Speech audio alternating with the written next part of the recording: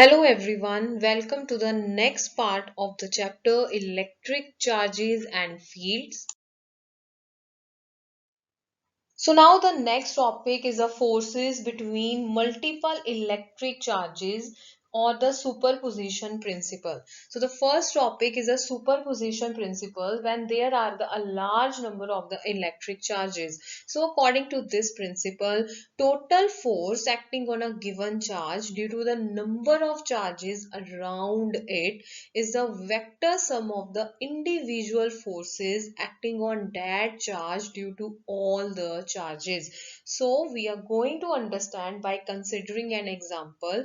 As shown in the figure, let there are the three charges and this is known as the system of three charges. These charges are Q1, Q2 and Q3 and they have their position vectors like R1, R2 and R3. We can also apply this concept for the system of n charges, but for the simplicity and the basic understanding of the concept, we are going to take the system of the three charges.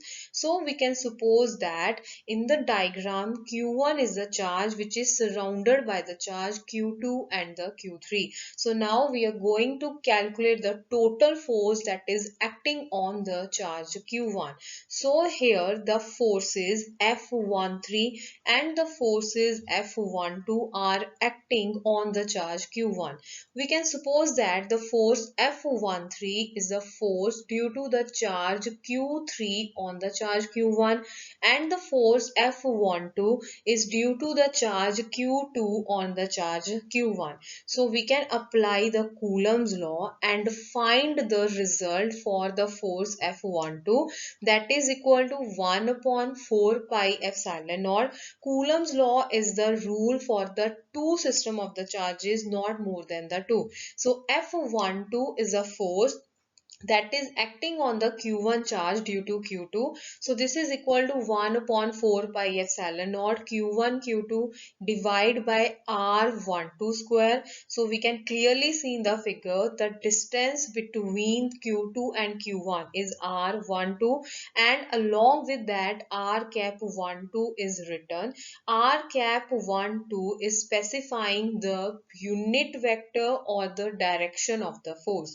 Then the force F13. The force F13 is force on the charge Q1 due to the charge Q3. So again we apply the Coulomb's law. So this is equal to 1 upon 4 pi epsilon naught. Now the involvement of the charges Q1, Q3 divide by R13 square R cap 13. So now using the principle of superposition, we can find the vector sum. So the complete force by using the parallelogram law, we get the resultant force is F1. So F1 is equal to F12 plus F13. By taking the 1 by 4 pi epsilon naught common, we get the final answer.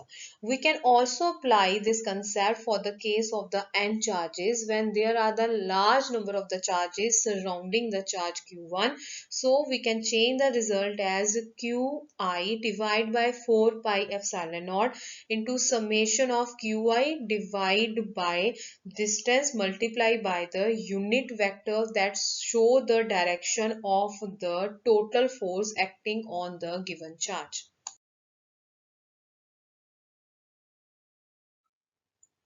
Here is the importance of superposition principle, that we can apply Coulomb's law to any collection of point charges by using this principle. Here is a word closely spaced electric charges.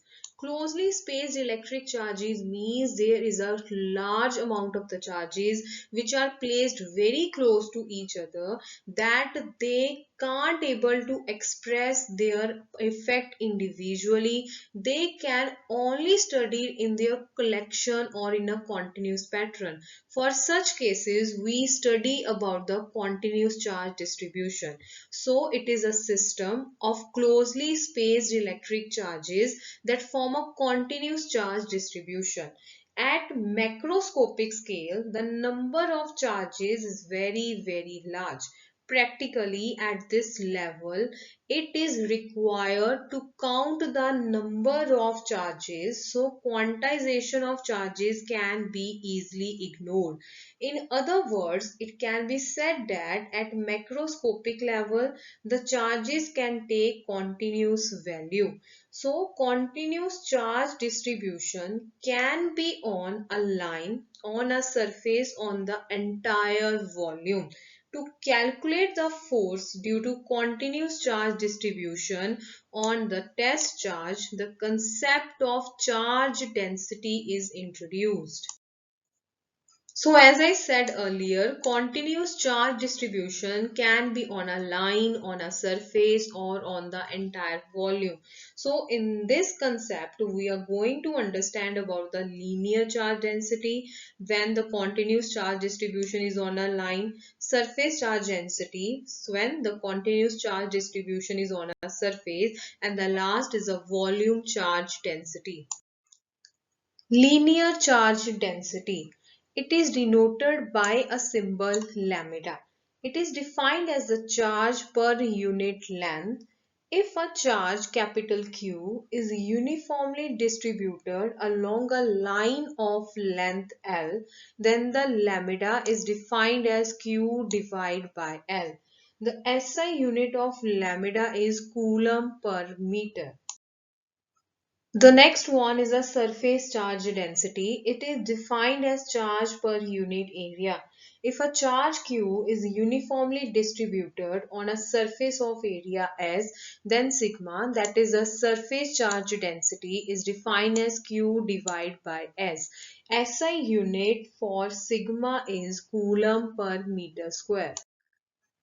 The third one is a volume charge density. It is denoted by the symbol rho. It is defined as charge per unit volume. Mathematically, it is defined as Q divided by V. Its SI units are coulomb per meter cube. Now, in a case, if the charge is non-uniformly distributed over a line or a surface or a volume, then the line or surface or volume is assumed to be consist of small elements. The charge on small length element, that is dl, of line having linear charge density is defined by dq is equal to lambda into dl, whereas the charge on a small surface area element ds of a surface having surface charge density, then it is defined as dq is equal to sigma into ds. Here lambda is called as the linear charge density and sigma is the surface charge density. Then again for the volume, dq is equal to rho into dv. Here dv represent the small volume element. So here first question in this lecture is, a polythene piece rubbed with a wool is found to have a negative charge.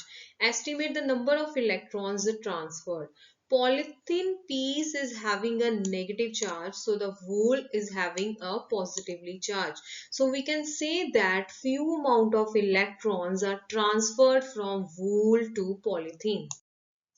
Next question is, why can one ignore the quantization of electric charge when dealing with macroscopic, that is large scale charge? When dealing with macroscopic or large scale charges, the charges used are huge in number as compared to the magnitude of electric charge. Hence, quantization of electric charge is of no use on a macroscopic scale. Therefore, it is ignored and consider that electric charge is continuous. So thank you for watching this video. Hope you like it. Take care. Have a nice day.